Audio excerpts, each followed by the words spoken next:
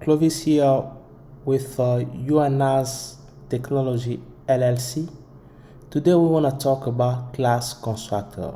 This is the first part of a three series of on constructors.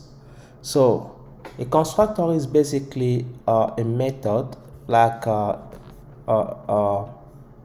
print what you have here, but with a class name. So this is a method, but this is not a constructor.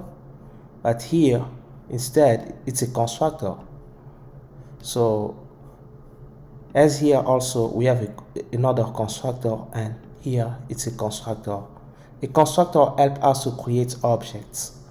So this one here is a default constructor. If you have a class that doesn't have any constructor, like let's say we didn't have this, so you can still create an object.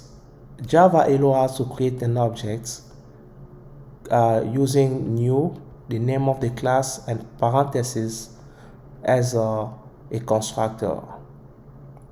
So we can see in this class we have only one method as it is now, and two class variables, address and owner name. So let's run it, and then we want to see what's happening. So let's run it. And you can see it says I have nothing. The object's address is null.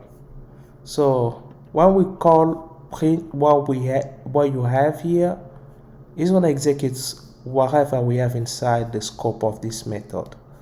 So it's checking if the address is not null or the other name is not null in the first condition.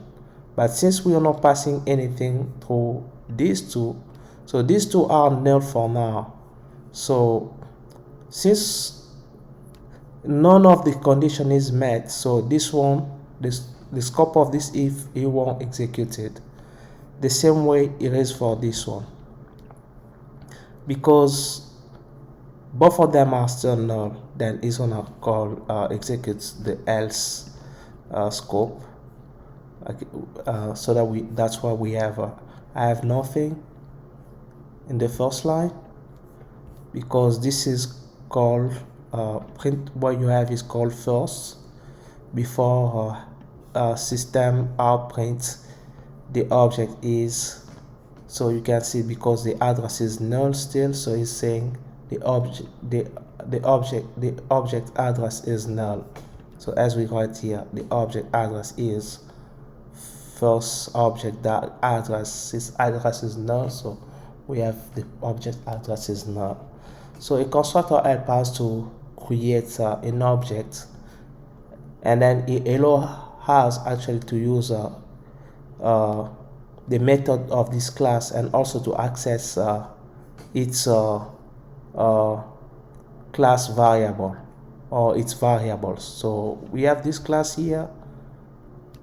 In his scope, he has this method, print what you have, and he has also these two variables. So right now we're accessing address variable. That's it for today. Thanks.